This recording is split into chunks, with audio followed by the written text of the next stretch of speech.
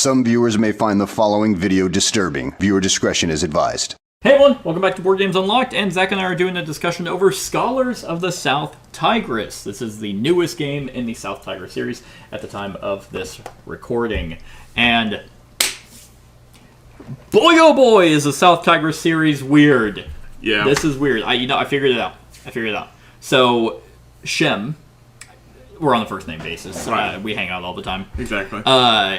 Shem and I imagine when he was designing the West Kingdom series, he was coming into his own with architects, and then he's like, oh wait, I can actually make good Euros with Paladins and Viscounts. Like, boom, I got it. Nailed it.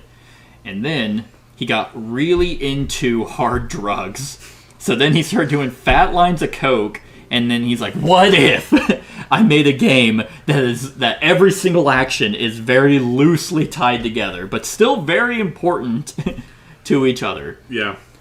And then I just put it in a different area and call it the South Tigris series.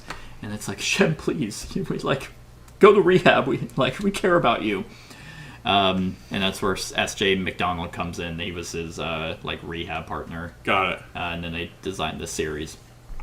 That's my headcanon anyway, because the South Tigris series, well, the games are not bad. Like, they're so unique. They're super unique. I just don't know if I like them. I will say I like this one better than Wayfarers. Yeah. But at the same time, I don't know if I like it. I like the theme of Wayfarers better. I like the theme of Wayfarers better. I think it looks better. I mean, I personally felt like I almost exclusively had to worry about the tech track just to get resources. Yeah. Because that's kind of how it worked, was a lot of the cards that you played, basically when you went to sleep, you got income based on where you were in tech tree. So it felt very tech heavy for me. Definitely 2 players. It's a little bit rougher. Yes. 2 players. The deck is thinner for the... God, I already forgot what they were called. The Caliph? Yeah. The Caliph? Caliph. The Caliph cards or Caliph cards. The way they're seated, it's based off number of players. The guild control is basically highly dependent on kind of turn order. Yeah. Because as long as you do one action card, this is kind of a thing. It reminds me of the journal thing, where it's kind of like player owned on how fast they want the game to go. Because honestly, if I had like one influence in the purple guild, and I've done an action, I might rest. Right. Just to maybe it pops up. Right. Maybe it pops up, and I'm gonna obviously grab the top one for 3 points. Right.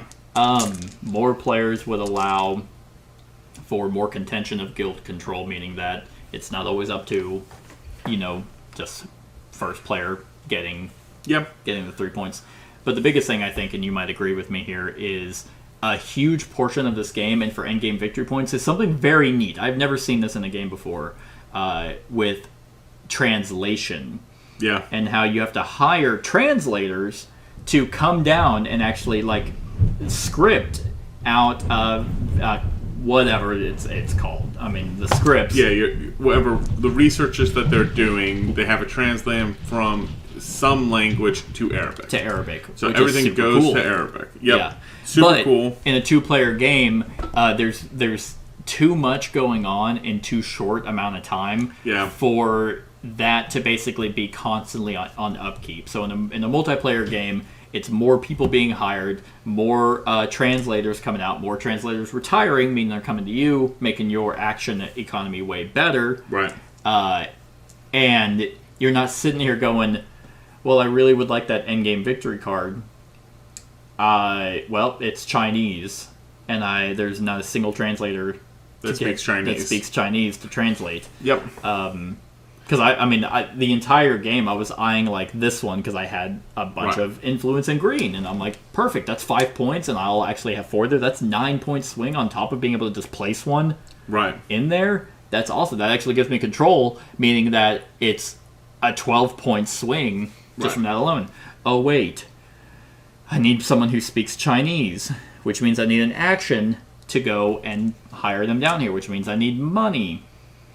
And to get money, I have to either travel. It's like, you see where we're going. Yeah. and I will say that is kind of interesting how they did it with the translators and stuff, because, again, if it is, let's say, Chinese, it's always a 5-point card. Now, the card might be valued because they have other objectives on that card once you have it. So, like, I had ones that, depending on what level of your tech, gave you extra points. Yeah. So it helped you focus the rest of your game, theoretically, to go for certain ones. Yeah. I feel like this is actually a lot more honed in than Wayfarers. Yeah, it does feel more focused. And the biggest reason for that is because from the very get-go, you actually have a goal card. You have a goal card. Workers are basically just dice mitigation. That's all they are. Your true workers are dice. Again, yes, which I think is probably just going to be the theme Tigris of this series. Is dice. Which again, in Wayfarers, if you had really just used dice as workers, it would have worked better. Yeah. And here, I actually like the use of workers because nothing felt... I mean, things felt tight, but it didn't feel like stupid impossible to get money. Gold was the only thing that I felt was pretty hard to get aggressively. Like, if you wanted an influx of gold, yeah. But, I mean, by the end of it, I had 8 gold. Because that was kind of... it's like... I don't think I ever had more than 3 gold at any time. Well, I mean, that's because I was building up for that, too, because I knew it was like, my starting card, let me use 2 gold for that, so it's like I actively went on my way, and then I had money to turn it into gold. Yeah. But throughout the game, I think the most I had was 4. Right. Yeah, for endgame scoring-wise, knowing the fact that you can, at the end of the game, to basically 4 coins was a point. It's really what it boils down to. Yeah, that's true. At the end of the game, but in the game, because a lot of things do take gold, I never had more than 3 gold ever sitting down in front of me. Because basically, the only time I would go out and seek gold was because I needed it to spend on something else. Yeah, but also, to be fair, the one track in this particular game that we didn't go for was the orange one. Yep, and the orange one is how you get gold. Yep. And I actually really like that. I like the fact that each tech tree, or whatever you want to call these, is hyper-specific. Right. Like, you want to go high on green.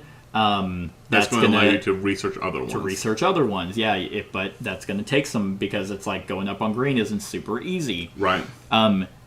But the biggest thing, so I was commenting on your thing about the workers. Yep. It wasn't like egregious to go out and get. Nope. But they did something which may or may not. I know they say it in the rulebook. Neither of us are colorblind. I know they used icons and stuff to tell what colors are which. I still feel like this would be very difficult for colorblind players. I think it's going to be difficult for colorblind players because it's a color wheel. So, for instance, you have primary and secondary colors. Okay. If you don't have some conceptual understanding that red and yellow make orange, from understanding some color theory, it's going to be rough then to just kind of even mentally start working through. And here's the thing, whether or not you're colorblind or not, the workers are all one set of colors. Oh, you're right. There is no orange workers, there are no green workers or purple workers, there's no icons on the workers. Yeah. So if you have colorblindness for, again, there's no green, so... But I know people who are red or blue colorblind. Yep. And so... that's a problem. Honestly, this is not a game that is going to be colorblind friendly. Yeah, they do mention it at the very beginning of the rulebook. So they say... Now, again, neither of us are colorblind, so we're not playing this from that perspective. We're just assuming that it would be difficult. Right. But it does say primary dice are opaque and secondary dice are translucent. Right. Okay. Yellow and orange dice have black pips, while other colors have white pips. Right. Okay. I know people who are white-black colorblind. That's not true. The research track, the paths on the map, and the 3 guilds are all ordered in the same sequence. Yep. So purple is always on the left. Each research stack has its own unique icon to represent it.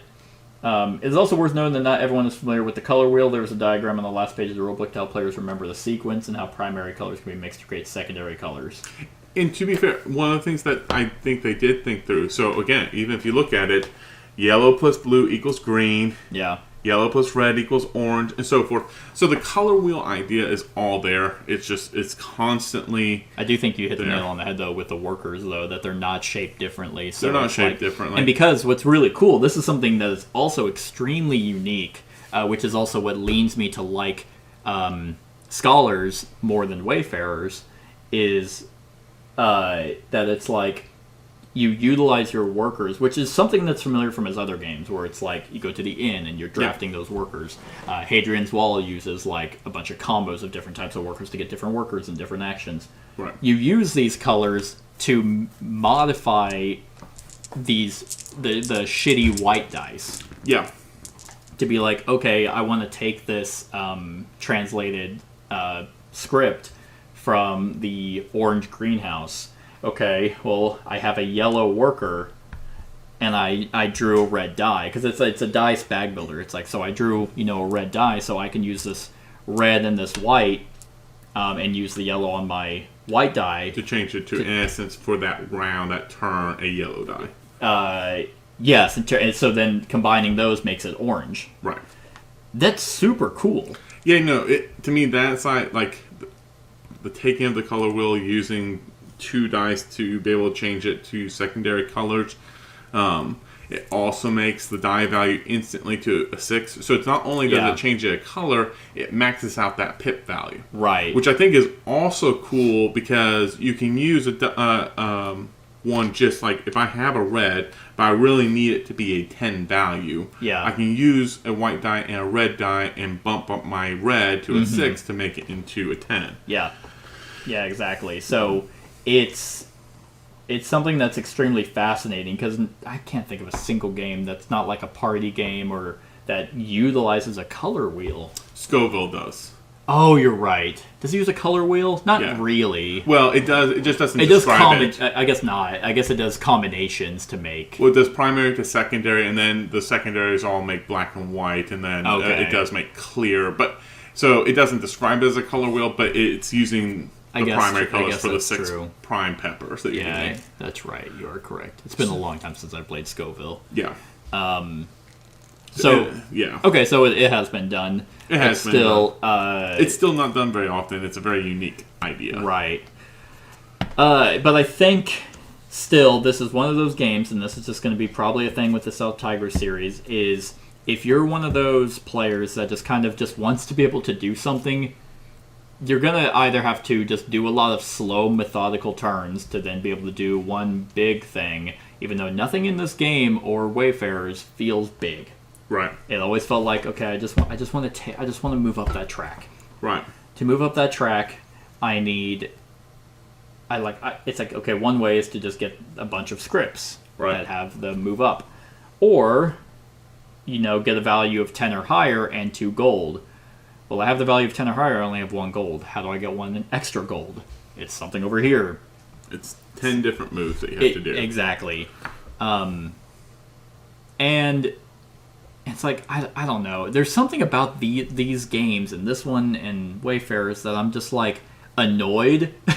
Whereas in other games, I don't ever feel like annoyed by the fact that I have to do a bunch of little baby steps. Maybe because it's like it's always building to a big, like, oh, boom, I finally got it.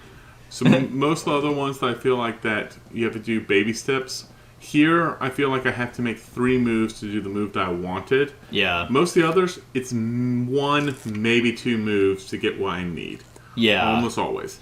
Here, like you said, well, I need gold. Okay, that means I have to do move to go get gold, but there aren't enough translators out, so now I have to go get the translators out that I need to go do it. And, can he get it before I can get it? Right. Or if I take it, he's already set up to get the card from over there to there that he wants. Yeah. And is going to get the bonuses from it. Right. And. Yeah. And honestly, it almost always feels like every action I take that benefit me also, in a bad sense, helps my opponents. Like, there are games where a lot of times where, like, I do an action that benefits you, I get a better action. So, like Concordia, right? You flip over stuff and you make lands more and more valuable for someone to come over, and then they flip it so they get tons of coins. But now everybody's resources are reset, and they can go collect those resources again. And feels good when you help the opponents with those. When you have the actual decision to be like, man, is that worth it? And typically as a player, I will almost always do a decision that will never benefit my opponent, regardless of the ability that I get. If I get some mega awesome ability, but my opponent gains something, it's like, can I do anything else that doesn't give them anything? Right.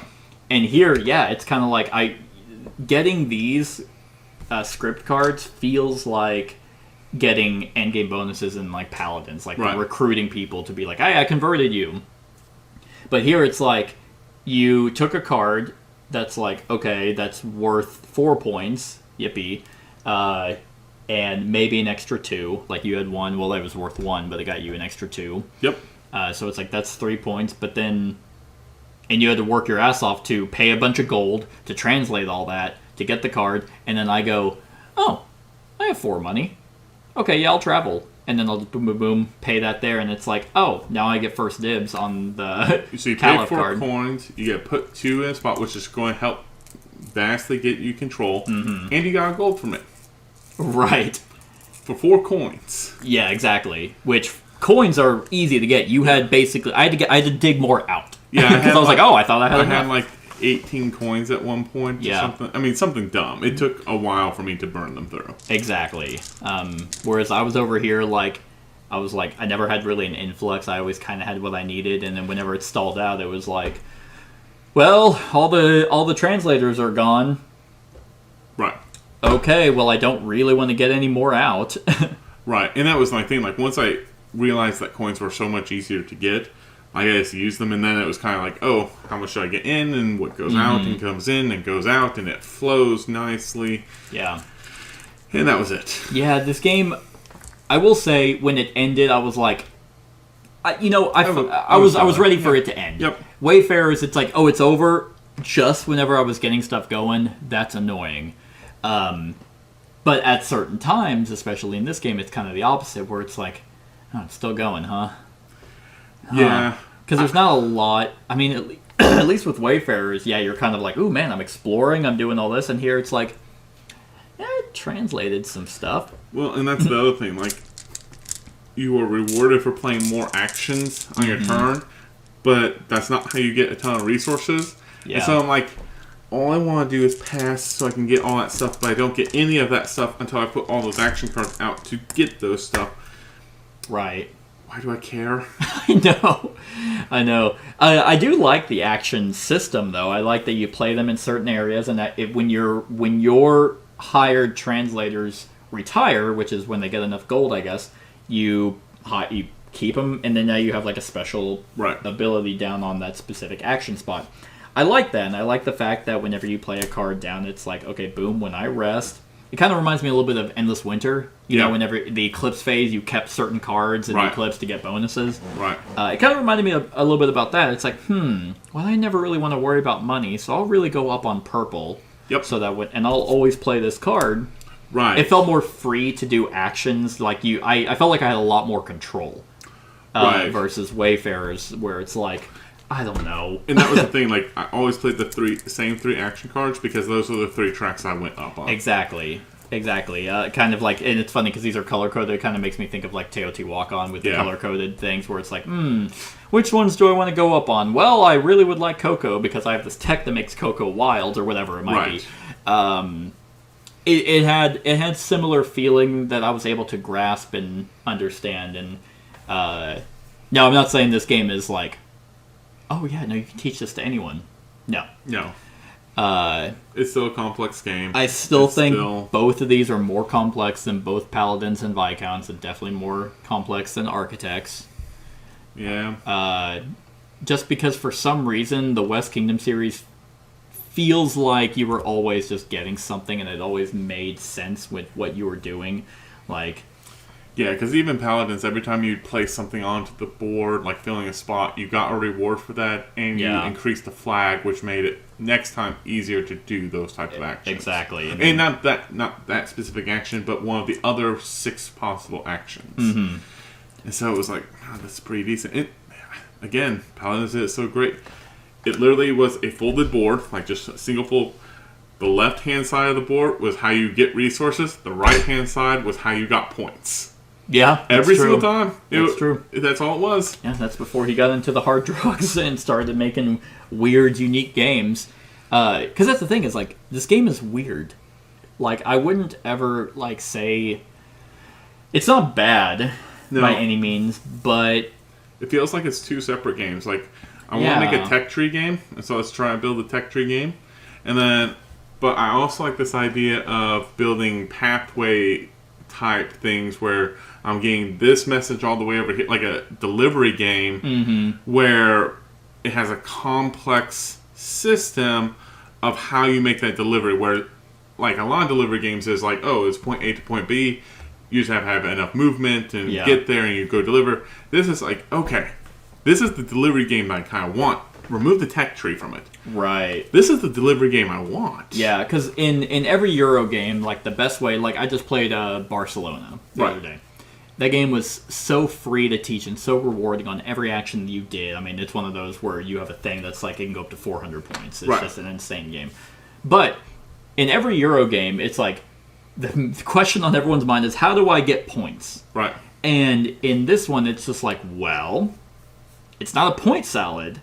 Because you're not getting points just for doing every little thing, but you're also not going to get like a big swath of points. It's like, well, you get those from translating. Right. Okay, well, how do I translate? Right. You need to get dice, and specific colored dice, and workers, and specific colored workers, and you need money, and you need gold. Right. So it's a bunch of, like, it's 10 different things that eventually boil down into, I get to take one card. For 4 points. For 4 points. Potentially 8. If I had 7 recruited people. So, yeah, that to me was my weak spot with it. But the things that it does do, I do like. But I think it comes down to, is it all worth the effort? And if Wayfarers was like longer and it was like a set number of rounds and I got to actually get my engine going and feel like I actually explored and, you know, the sea and the land and the stars and all that, I'd be like, oh, fulfillment. Right. But I don't get that. It basically blue balls me. Scholars, on the other hand, I don't find fascinating in terms of theme. Like, if you really boil it down, it's like, wait a minute, so all we're doing is just hiring people to translate stuff? Yep. Okay. I mean, in this case, like, I got a majority of my points, again, from the Caliph cards. Right. Just for it going from left to right, and I had influence there. And then you had... most of my points came from actually getting them translated. Exactly. But I mean, What we're saying is, if you actually play the game the way it's supposed to be played, you're going to lose. You're going to lose because you did. But here's the other thing: I've played games where it's like I've won, but I had to work my ass off way more than other people, and it's like, but I didn't have fun doing that. Yeah. And I mean, but the reverse is kind of true. It's like I won, but I felt like I didn't really do much. I'm looking at it and I'm like, yeah, I look at my board and I didn't feel like I did very much for the points. Yeah, you do kind of rinse and repeat. You do the exact same thing. It's not that interesting of a dice. It's not of a bag builder. No. They have these white dice, and they almost want you to mill out your white dice, but the only thing is like, oh, in a 2-player game, you get 2 points and I don't. Yeah. Okay. So I was like, okay. Really, you just want 5. You want 5 white dice in your bag, and that's it, because you'll lose an extra 3 points. Yep. So just... I think you had 7. Yeah, I had 7. You had 7 white dice. I had this many. Yeah. I had... a handful. 2, 4, 6, 8, 10, 12. I had 13. I had double that. Yep. And we both lost the same amount of points. Yep. Which is extremely annoying. So I had no incentive to ever mill it, except for the fact that obviously you want the colored dice, because then you can just use... But here's the thing, if you have another engine to get workers, it doesn't matter, because the white dice then are whatever color. Honestly, to me, the better option is having a way to get colored workers, because then my white dice are whatever color I feel like I need that moment, not the one I drew. That was kind of my thought was, so whenever I was like, okay, man, what color do I need? Okay, I need green. Well, I have... Oh, never mind. I have a blue and a yellow worker. Which makes sense. So, like, my entire strategy for it was I needed to go up the yellow path, which was giving me colored dye, primary colored dyes. But I was like, I'm going to go up red because it gives me workers of a color, color. So now all those white dice that I have in my bag, I have workers to make them into anything. I don't need a ton of whites. Like, you just had tons and tons of whites. Yeah. Or game workers. Whatever colors I'm missing, I will have a worker to replace that with a white die and golden. Right. And a lot of actions are kind of like spend a worker of any color to get a benefit. Yes. And so, like, our complaint with Wayfarers was there was no way to, like, kind of seed through cards. At least that's here. Yeah. For whenever you do a hire action, it's just kind of you can either hire a translator or you can dispatch them. Right. And it's like, I need a red worker. Right. Oh, well, okay. I'll just play this card on there's 2 recruit actions. Play that down. Oh, this one just has a 5 already on it. So boom, yeah, I'll get rid of that one. 2 money, and now I'll get my red. Yeah. And I have a bunch of dice because I took an action earlier that let me draw 2. Yep. So again, like, it's not as restrictive, but you still end up feeling like you're doing a lot for a little. Yeah. Which some people might like. I can see a lot of people liking this game. I feel like people are gonna not like this as much as Wayfarers, though. Yeah. I'm curious. I'm going back and forth in my mind on which one's better. Really? Yeah. Yeah. I still think that, obviously these are brand new, so maybe recency bias or whatever, but I think the West Kingdom series is still going to completely edge out this series. Yeah, I think so. I'd be very surprised if people are like, oh yeah, the South Tigris trilogy. Obviously there's only 2 out now, but... It will be a trilogy, like it was already announced. Right. It's a trilogy. That's how he does this set of games, is he does it in trilogy format. Yeah. I will also say that he brought in the influence system, where it's like you place influence on stuff. I felt like it mattered way more here. It did. I like the fact that you kind of owned or you hired these translators. So it's like, oh, you want to use my person? You pay me a gold. Right. Or not, you pay me a coin. That felt like it mattered. There were very little. I mean, there were only 9 or 15 options total. But mainly you're kind of hiring over here. That was way more manageable than just kind of being like, I get to place an influence out of 20. Yeah. Okay, I'll place it here. Oh, you have 19 other options to take? Right. Yeah, I guess. Yeah, it felt like it mattered. Like we were kind of avoiding what people had. At least a little more. Still just kind of like, eh. Yeah, I wish that if you influence a card and like you got, it got brought over to there, like if you took it, okay, give me a silver for it. Mm-hmm. But if I got it, then it increases wherever it got placed. Yeah, like because then it would encourage you almost to try to stop me from doing that. That's true. Which still benefits me because it took some reward that I got to do that. Right. Otherwise, it was like, well, I just don't want you to take that card. Yeah. Oh, okay. Yeah, and that was pretty much it. And what's funny is, like, every time I have 3 influence on the cards I wanted, and every time I wanted to translate it, I was like, okay, we have no one who speaks Chinese. There's that person. Yep. I don't want to hire him. Okay. So I guess that's that. Right. Yeah. It's weird in these 2 games where you kind of just don't want to do stuff. Yeah, well, it's not rewarding to always do stuff.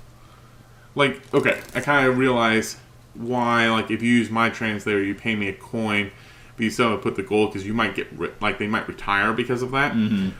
Well, because you have to pay a coin to basically put them under your board. Yeah. If your opponent didn't have a penalty of giving you a coin to do that, they could just ruin the people you bought. Like, oh, I really want that guy. Well, I can't afford him anymore because I have no coins. Right. I always now have a choice if you did that to me to be able to spend the coin that you gave me to be able to use him or pick him. Well, that's the other thing is there's literally an action on here that you place a gold from like your own supply onto a translator. Right. And that's another way you can kind of be an asshole is like, here's your person like that you get to use for free to translate. I'm actually going to take this action. Like, let's say I happen to get, or you happen to get all the way up to 7. Yep. Oh, boom, boom. Now they're retired. Right. So, yeah, you're going to get 2 points, but that's 2 points versus, potential 5. Yeah. And it's like, well, I wanted to use them. Sorry. Yeah. It's kind of like the same thing in brass. Yeah. Where it's like, oh yeah, I know you wanted to use those resources, but I'm actually going to use them. Yeah, you get a benefit. It's like, I'd rather have the resources. Right. It's like, I'd rather have the translator here, but you somehow, I guess, pay them off. Well, they got enough gold to just retire and and they're like, I stop don't want to work anymore. So yeah, like this one, who I wanted, like I put them over here because it's like, oh, it only costs 1 gold to get them out here, but you get a good benefit. It's like, oh, okay, so every time I do this action, I get a yellow worker or a yellow die. That's pretty badass. Yep. Slot them down there, 2 points. Oh wait, now I don't have my Hebrew Persian translator. Right. I guess I'll get them out again. Yep. I don't know. And I feel like that the Caliph cards, the last 2 actions or events put neutral ones out. There should have been way better ways to get more neutrals out. So that I mean, there would have been if we actually hit the 3rd. Or if anyone chose the 3rd. Or if anybody chose the 3rd. Yeah. There would have been more. So again, I do think this is one of those games where it honestly might need a 3rd or 4th person to play. Yeah. Like, yes, can you play this at 2? Sure. Yeah. Should you play this at 2? It's like Architects. Should you ever play that game at 2? Right, no. yeah. It is not a game designed for 2. It's a game designed for, in my opinion, 4. That's my sweetest spot that I've played it at. It's a 4. Yeah, I've only played it at 3, which I understand might sway my opinion of it. I mean, I played it 2, 3, 4, and 5.